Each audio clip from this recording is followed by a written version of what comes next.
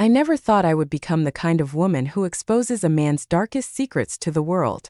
But then again, I never thought the man I loved would use my deepest insecurities as weapons against me. My name is Margaret, and at 62 years old, I thought I had figured out how to protect my heart.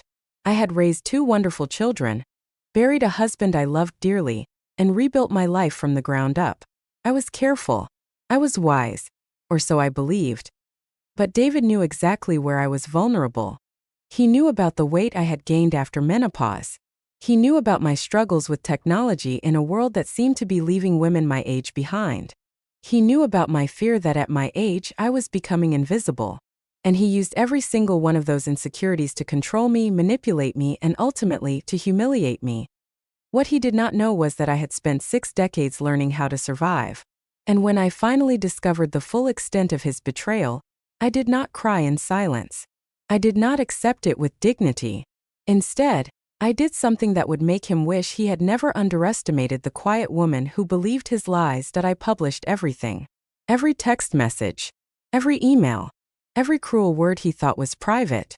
I put it all out there for the world to see. And I made sure everyone who mattered to him would know exactly who he really was.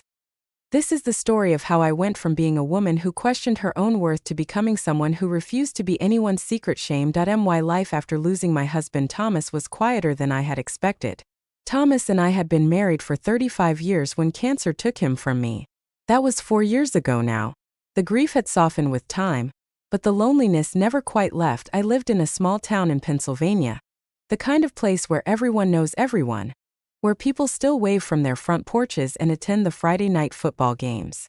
My daughter Rachel lived 2 hours away with her husband and my 2 precious grandchildren. My son Michael was stationed overseas with the Navy.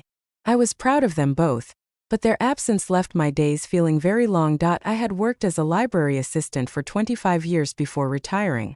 Books had always been my refuge, my escape, my joy.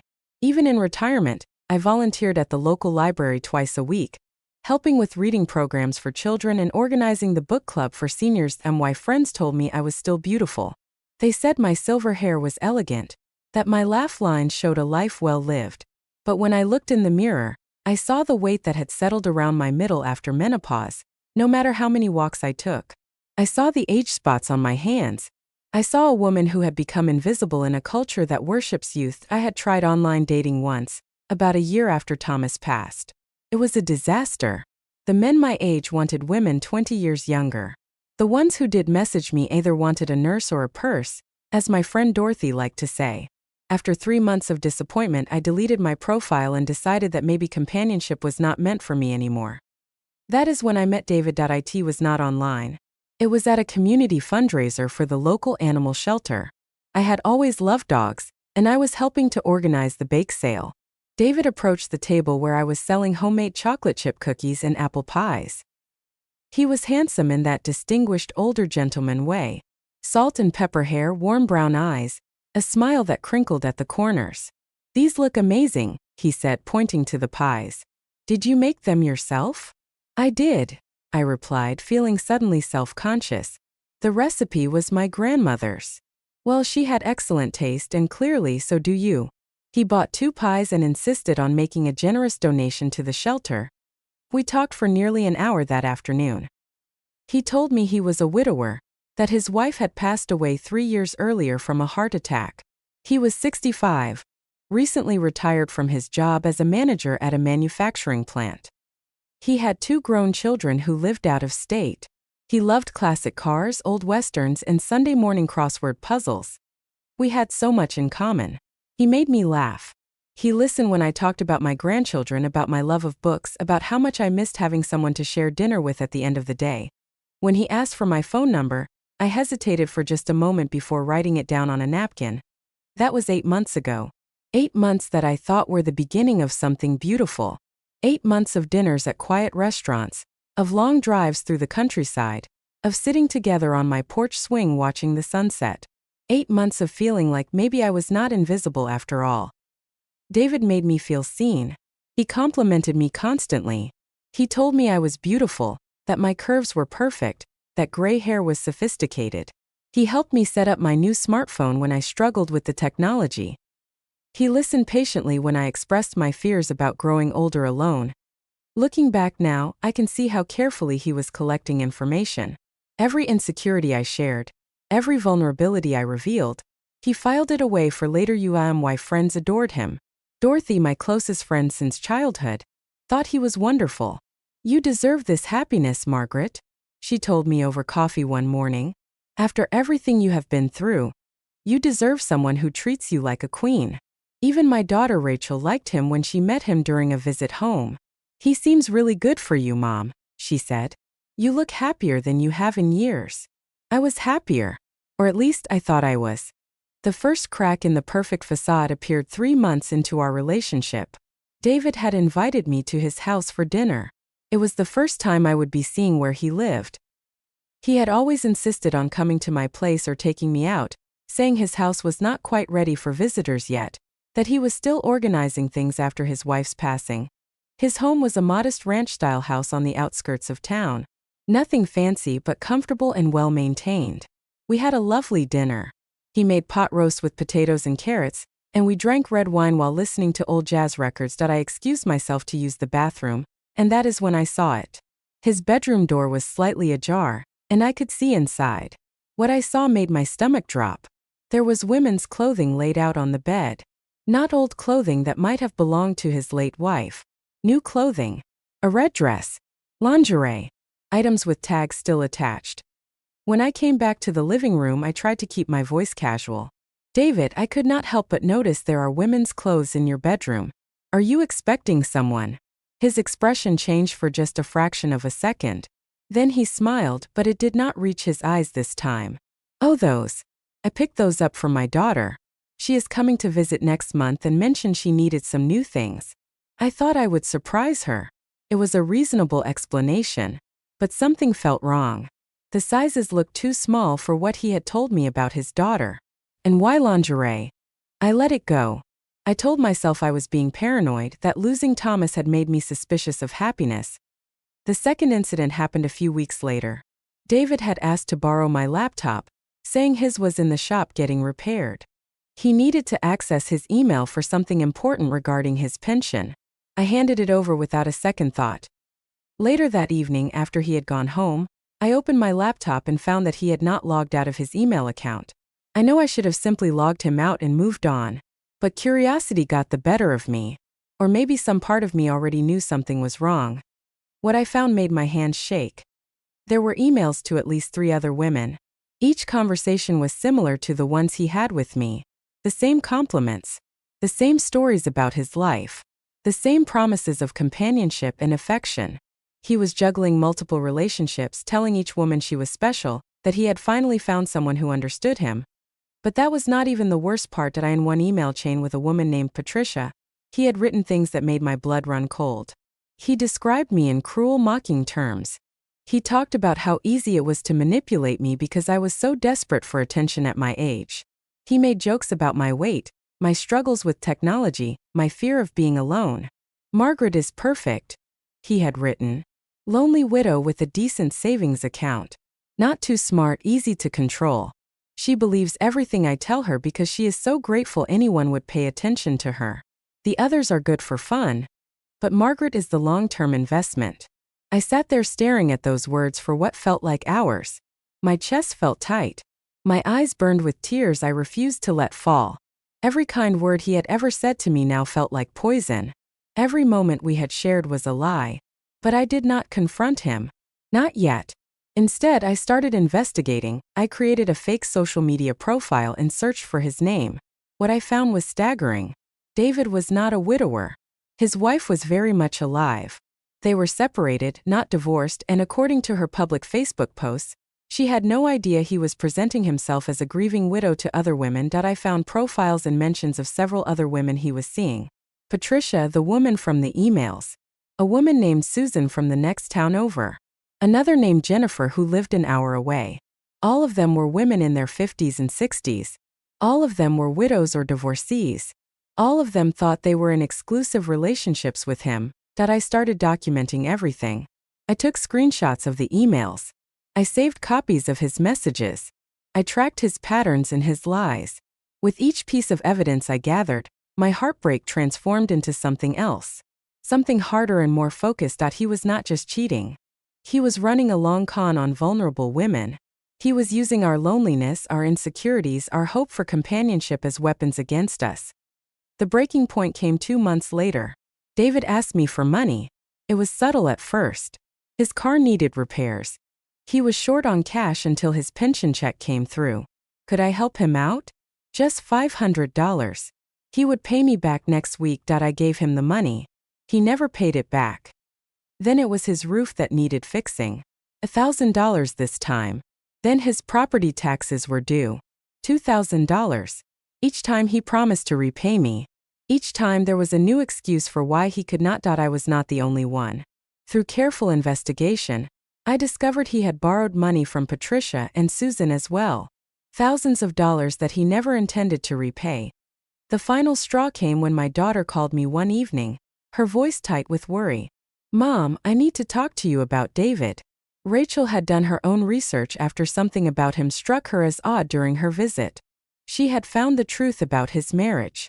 She had found evidence of his financial schemes. She had spent weeks investigating because she loved me and wanted to protect me. "Mom, he is dangerous," she said. "Not physically, but financially and emotionally. He is targeting women like you. Women who have savings, who are lonely, who want to believe in love again. You need to cut him off completely." I listened to my daughter's concerns. I told her I would handle it. But I did not tell her what I was planning. Because I was not just going to cut him off. I was going to make sure he could never do this to anyone else again. The cruelest moment came 3 days before I executed my plan. David took me to dinner at a nice restaurant outside of town. Over dessert, he looked into my eyes and said, "Margaret, I think I am falling in love with you. You have made these past months the happiest I have been since I lost my wife. I want to spend the rest of my life with you." He reached across the table and took my hand. "There is just one thing. I am in a bit of financial trouble. I made some bad investments and I am at risk of losing my house. I hate to ask, but could you help me? Just $10,000 to get me through. I will pay you back with interest. And then maybe we could think about moving in together. Combining our resources. Building a life together." $10,000. That was more than a quarter of my retirement savings. I looked at this man who had used my loneliness against me. Who had mocked me to other women. Who had lied about everything from the very beginning. And I smiled. "Of course, darling," I said. "Let me think about the best way to get you that money. Can you give me a week to arrange things with my bank?" His face lit up. "You are amazing, Margaret. I knew I could count on you. This is why I love you. You are so understanding, so generous." I let him kiss me goodnight on my front porch. I let him believe he had won. But what he did not know was that the game had changed, and I was no longer playing by his rules. That night I could not sleep. I lay in bed staring at the ceiling, my mind racing through everything that had happened. Every lie. Every manipulation. Every moment he had made me doubt myself. I thought about the other women. Patricia, Susan, Jennifer, and how many more I had not discovered. Each of them believing they were special. Each of them being used and discarded. Each of them losing money they probably could not afford to lose. At 2 in the morning, I got out of bed and sat at my kitchen table with a cup of tea. The house was silent except for the ticking of the old grandfather clock Thomas and I had bought at an antique store during our honeymoon. That clock had seen me through 35 years of marriage, through raising children, through grief and loss, and now it was bearing witness to my transformation. I opened my laptop and looked at all the evidence I had collected. Hundreds of screenshots, email chains, financial records I had pieced together. A clear pattern of fraud and emotional manipulation spanning at least 5 years, possibly longer. I could go to the police, I thought. But what would they do? He had not technically broken any laws that I could prove. The women had given him money willingly. The emotional manipulation, while cruel, was not illegal. I could confront him privately, tell him I knew everything and threaten to expose him. But he would just disappear and start over somewhere else with a new set of victims. No. I needed to do something that would have lasting consequences. Something that would protect other women. Something that would make him face real accountability for his actions. That is when the idea came to me. I had spent my entire career working with information, organizing it, presenting it, making it accessible to people. I knew how to research. I knew how to document. And I knew how to tell a story that in the morning, I called my daughter. Rachel, I need your help with something. How would someone go about creating a website? Rachel was a marketing director for a tech company. She knew websites, social media, digital strategy. She could hear something different in my voice. Mom, what is this about? I told her everything. Not just what I had discovered, but what I was planning to do. I expected her to tell me it was a bad idea, that I should just walk away. Instead, she was quiet for a long moment. Then she said, "Let me help you. Let me help you do this right." Over the next 5 days, Rachel and I worked together every evening over video calls. She taught me things I never thought I could learn.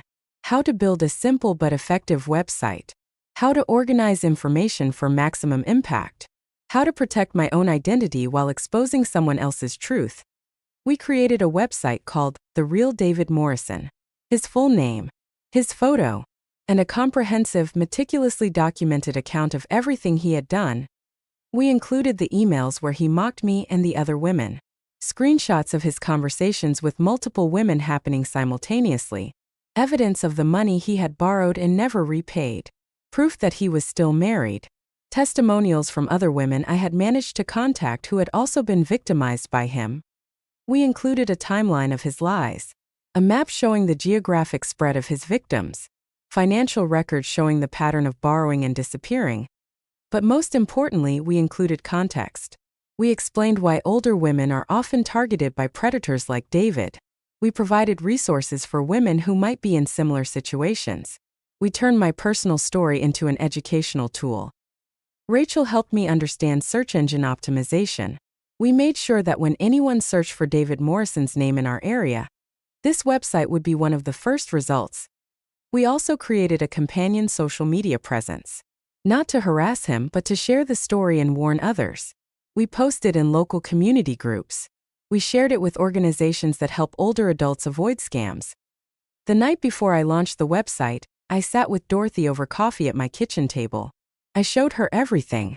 She read through it all in silence, her expression growing darker with each page. Finally, she looked up at me with tears in her eyes. "Margaret, I am so sorry. I encouraged you to trust him. I told you he was wonderful. You could not have known," I said. "None of us could have. That is why I have to do this. So the next woman will know. So she can search his name and find the truth before he can hurt her." Dorothy took my hand. "You are the bravest person I know. Do it. And do not feel guilty for 1 second." I spent that entire night reading and rereading the website, making sure every fact was accurate. Every screenshot was clear. Every claim was documented. I could not afford any mistakes. This had to be airtight. At 8 o'clock the next morning, I published the website. Then I sent the link to David in an email. The subject line read, "I know everything." The message was simple. "You used my insecurities against me. You made me believe I was lucky someone like you would want someone like me. You collected my vulnerabilities like weapons. But you underestimated me. You thought I was too old, too trusting, too desperate to fight back. You were wrong. Everyone who matters to you will now know exactly who you are." Then I waited. David called me within an hour of receiving the email. My phone rang and rang. I let it go to voicemail. He called 12 more times. Each voicemail grew more frantic. The first few were angry. Threats about lawsuits for defamation. Accusations that I was crazy, vindictive, bitter. Then they became pleading. Promises that he could explain everything. Begging me to take down the website. Saying I was ruining his life over a misunderstanding. Finally, they became desperate. His voice cracking. Saying I did not understand what I was doing to him.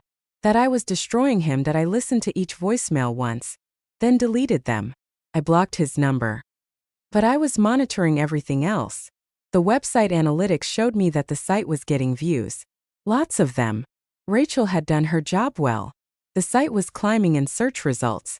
People were sharing it. Within 2 days, I started receiving emails through the contact form on the website. They came from women all over our region. Some of them I had identified in my research. Others were women I had never heard of. Patricia wrote to thank me. She had lost $3,000 to David and had been too embarrassed to tell anyone. Seeing that she was not alone, that she was not stupid, had given her closure. Susan wrote that she had been planning to give David $15,000 the same week I published the website. My warning had saved her life savings. But the messages that meant the most came from women I had never heard of. Women who had searched David's name on dating sites, or after meeting him at social events. Women who found my website before they could become victims. One woman wrote, "I am 68 years old. I lost my husband last year. David approached me at church last Sunday. He was charming and kind. Everything he said seemed perfect. Too perfect. So I did what younger people do, I searched his name online. Your website came up. You saved me from making a terrible mistake. Thank you for being brave enough to tell your story." That message made me cry. Not from sadness but from knowing that my pain had protected someone else. The website went viral in our local community within a week. It was shared in every community Facebook group. The local newspaper picked up the story, interviewing me about why I had chosen this approach instead of going to the police. I told them the truth.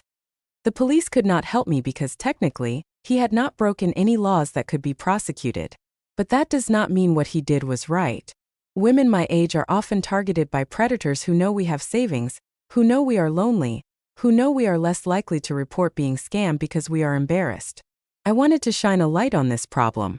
And I wanted to make sure David Morrison could not hurt anyone else. The article included the website address. Traffic exploded. David's actual wife reached out to me through email. Her name was Linda, and she had been trying to divorce him for 2 years, but he had been dragging out the legal process. She thanked me for finally giving her the evidence she needed to prove his infidelity and financial misconduct. With my documentation, she was able to get a judge to expedite the divorce and protect her assets. David's employer, the manufacturing plant where he claimed to have retired from, contacted me. Turned out he had not retired. He had been let go 2 years earlier for ethical violations involving manipulation of expense reports. They had chosen not to press charges at the time. Now they were reconsidering. His children found the website. Both of them reached out to apologize for their father's behavior. They had known he was difficult, but they had not known the extent of his predatory actions. His daughter wrote, "I am ashamed to share his last name. What you did was not revenge. It was justice. Thank you for protecting other women from him." Local law enforcement could not charge him with fraud, but they started investigating him for other potential crimes. With so many women coming forward, patterns emerged that suggested possible tax evasion and unreported income from his schemes. The social consequences hit him even harder. David had been active in community organizations. He volunteered at the food bank. He attended the Rotary Club meetings. He was a regular at the local diner. All of that stopped. People recognized him from the website. He could not go anywhere without being confronted by someone who knew what he had done. The diner refused to serve him. The Rotary Club asked him to stop attending meetings. His church quietly suggested he find another congregation. He tried to fight back. He attempted to get the website taken down, claiming it was defamation. But every single fact on the site was documented and true. His lawyer advised him that pursuing legal action would only draw more attention to his behavior. He tried to create his own website to tell his side of the story. It was a rambling mess of excuses and blame shifting. It got almost no traffic and made him look even worse. 3 weeks after I published the website, David left town. According to Dorothy, who heard it from her neighbor who was friends with his still wife Linda, he moved to another state to stay with a relative. But even that did not erase what he had done. The internet is forever. Anyone searching his name in any state would find my website. Any woman he tried to target in the future would find the truth with a simple Google search. I received a letter from an organization that helps older adults avoid scams. They asked permission to use my story in their educational materials. They wanted to train other women to recognize the warning signs of romance scams targeting seniors. I said yes. A local women's group invited me to speak about my experience. I stood in front of 40 women, many of them my age or older, and I told them everything. I told them about the shame I felt when I realized I had been manipulated. About the anger. About the moment I decided to fight back. I told them, we are taught to be nice, to be understanding, to give people second chances, But kindness does not mean being a doormat. And at our age, we have earned the right to protect ourselves without apology. The room erupted in applause. After my talk, a dozen women came up to share their own stories of being targeted or scammed. Some cried. Some hugged me. All of them thanked me for speaking up. The local library where I volunteered asked me to start a new program. A digital literacy class specifically for older women, teaching them how to research people online, how to spot fake profiles, how to protect themselves on dating sites. I said yes to that too. My story was picked up by a regional news station. They did a feature on romance scams targeting older women, and used my case as the centerpiece. The segment won an award for public service journalism. 6 months after I published the website, I received a message from a lawyer representing the state attorney general's office. They were building a case against David for systematic fraud. While individual instances might not meet the threshold for prosecution, the pattern of behavior across multiple victims did. They wanted my permission to use my documentation as evidence. I gave them everything. The investigation is still ongoing, but the lawyer told me that because of the evidence I gathered and my willingness to come forward, they have a strong case. Other women have been emboldened to file formal complaints. The pattern is undeniable. David Morrison will face legal consequences after all. 1 year after I published The Real David Morrison, I was sitting on my porch swing on a warm summer evening, watching the fireflies dance in my garden. Dorothy was beside me, sipping sweet tea and talking about her grandson's upcoming wedding. My phone buzzed with a notification. Another message through the website contact form. I opened it. My name is Elena. I am 59 years old. 3 months ago, a man approached me at the grocery store. He was charming and kind. He asked me to coffee. I almost said yes, but something told me to search his name first. Your website came up. The man was not David Morrison, but the tactics were so similar to what you described that I knew something was wrong. I did more research and found he had scammed 2 other women in neighboring towns. I reported him to the police. They are investigating now. You taught me to trust my instincts and to verify before I trust. You saved me. Thank you. I showed the message to Dorothy. She smiled and squeezed my hand. You did something remarkable, Margaret, she said. You turned your pain into protection for others. I had received hundreds of messages like Elena's over the past year. Each one reminded me why I had chosen this path. Yes, it had been difficult. Yes, there had been moments when I questioned whether I had done the right thing. But I had never regretted it. My daughter Rachel visited more often now. She was proud of me in a way that made me feel strong. We had become closer through this experience, working together to build something that mattered. My son Michael called from overseas to tell me that he had shared my story with his fellow service members. They had mothers and grandmothers who were dating again after loss or divorce. My story had helped them learn how to protect the women they loved. The digital literacy classes at the library had become so popular that we expanded from once a month to twice a week. Women came not just to learn about technology, but to share their own stories in a safe space. We created a support network, a community of women who refused to be victims. I even started dating again. But this time I did it differently. I joined a local hiking group where I met people through shared activities, rather than through online profiles or chance encounters. I made friends first, built trust slowly, and never ignored my instincts. I met a kind man named Robert at one of the hikes. He was a retired teacher, a widower, someone who moved at my pace and treated me with genuine respect. We have been spending time together for the past 3 months. It is casual, comfortable, with no pressure and no rush. And the first thing I did was research him thoroughly. I verified his story. I found his social media profiles and saw they matched what he told me. I even looked for any website that might expose him as a fraud. I found nothing concerning. Just a genuine person living a genuine life. Robert knows about what happened with David. I was honest with him from the start about why I am cautious, why I verify everything, why trust comes slowly for me now. He understood. He even appreciated it. You should be careful, he told me. What happened to you was wrong. Anyone who expects you to just trust blindly after that is not worth your time anyway. That is how I knew he might be someone special. The website remains online.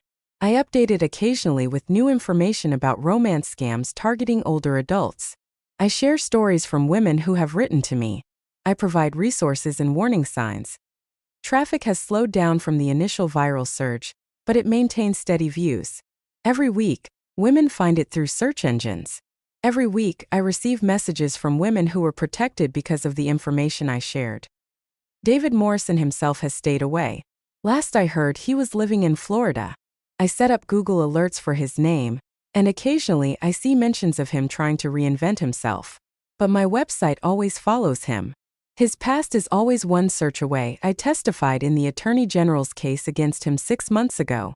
Standing in that courtroom, looking at him across the room, I felt no satisfaction in seeing him diminished. But I felt pride in knowing I had stood up not just for myself, but for every woman he had hurt or might have hurt. The case is still pending, but the prosecutor is confident. Justice moves slowly, but it moves. That I celebrated my 63rd birthday last month surrounded by friends and family. My grandchildren made me cards. Rachel and Michael surprised me by flying in together. Dorothy organized a party at the library with all the women from my digital literacy classes. As I stood in that room full of people who loved and respected me, I realized something profound. David had tried to use my insecurities against me. He had tried to make me believe I was invisible, unlovable, desperate. But I had never been any of those things. I was strong. I was capable. I was worthy of respect. And I had proven that not just to the world but to myself. The website I created was not just revenge. It was reclamation. I took back my narrative. I refused to be defined by his lies. I transformed from victim to survivor to advocate. And that transformation had nothing to do with him and everything to do with me finally recognizing my own worth. These days when I look in the mirror, I see the same silver hair and the same age spots. I see the same curves and the same laugh lines. But I also see a woman who fought back. A woman who protected others. A woman who refused to be silent. I see someone I am proud to be. If you are listening to my story, I want you to hear this. Your insecurities do not define you. Your vulnerabilities do not make you weak. And your age does not make you invisible. Predators like David Morrison exist because they know how to identify and exploit the wounds we carry. They find the places where we doubt ourselves and they press on them until we are too destabilized to see clearly. They make us feel grateful for crumbs of affection while they feast on our resources and dignity. But here is what they do not count on. Women who have lived 6, 7, 8 decades have survived things that would break younger people. We have raised families, buried loved ones, rebuilt our lives from scratch. We have weathered storms that these predators cannot even imagine. That resilience is not weakness. It is power. I spent months believing I was stupid for trusting David. I blamed myself for not seeing the signs sooner. I felt ashamed that at my age I could still be so naive. But I was not stupid. I was human. I wanted companionship. I wanted love. There is nothing wrong with that. What was wrong was that someone chose to exploit those very human desires for their own gain. When we are hurt, we have choices about how to respond. We can stay silent and hope the pain fades. We can confront our abusers privately and walk away. Or we can do what I did. Turn our experience into a warning and a resource for others. I am not saying my way is the only way. Every person has to choose their own path to healing. But I am saying that we have more power than we think we do. And sometimes the most powerful thing we can do is refuse to let our pain be private while our abuser's reputation remains pristine. The older we get, the more invisible society tries to make us. Advertisers do not court us. Media does not represent us. Our perspectives are dismissed as outdated. But we are not invisible. We are experienced. We are wise. We are fierce. And we deserve respect, honesty, and love that uplifts rather than diminishes. If you have been hurt by someone who used your insecurities against you, please know this. Their cruelty says everything about them and nothing about you. Your worth is not determined by how someone else treated you. Your value is inherent, unchangeable, and absolute. You are allowed to protect yourself. You are allowed to set boundaries. You are allowed to say no. You are allowed to demand better. And you are allowed to fight back in whatever way feels right for you. I published David Morrison's betrayal because I wanted to protect other women. But in doing so, I also protected myself. I took back my power. I refused to carry shame that belonged to him. And in the process, I discovered that I am so much more than I believed I was. That is my hope for anyone who hears this story. That you will recognize your own strength. That you will trust your instincts even when others tell you to give people second chances. That you will refuse to accept less than you deserve simply because you are afraid of being alone. Being alone is not the worst thing that can happen to you. Losing yourself to someone who does not value you is much worse. Robert knows about what happened with David. I was honest with him from the start about why I am cautious, why I verify everything, why trust comes slowly for me now. He understood. He even appreciated it. You should be careful, he told me. What happened to you was wrong. Anyone who expects you to just trust blindly after that is not worth your time anyway. That is how I knew he might be someone special. The website remains online. I update it occasionally with new information about romance scams targeting older adults. I share stories from women who have written to me. I provide resources and warning signs. Traffic has slowed down from the initial viral surge, but it maintains steady views. Every week, women find it through search engines. Every week, I receive messages from women who were protected because of the information I shared. David Morrison himself has stayed away. Last I heard, he was living in Florida. I set up Google alerts for his name, and occasionally I see mentions of him trying to reinvent himself. But my website always follows him. His past is always one search away. I testified in the Attorney General's case against him 6 months ago. Standing in that courtroom, looking at him across the room, I felt no satisfaction in seeing him diminished. But I felt pride in knowing I had stood up not just for myself, but for every woman he had hurt or might have hurt. The case is still pending, but the prosecutor is confident. Justice moves slowly, but it moves that I celebrated my 63rd birthday last month surrounded by friends and family. My grandchildren made me cards. Rachel and Michael surprised me by flying in together. Dorothy organized a party at the library with all the women from my digital literacy classes. As I stood in that room full of people who loved and respected me, I realized something profound.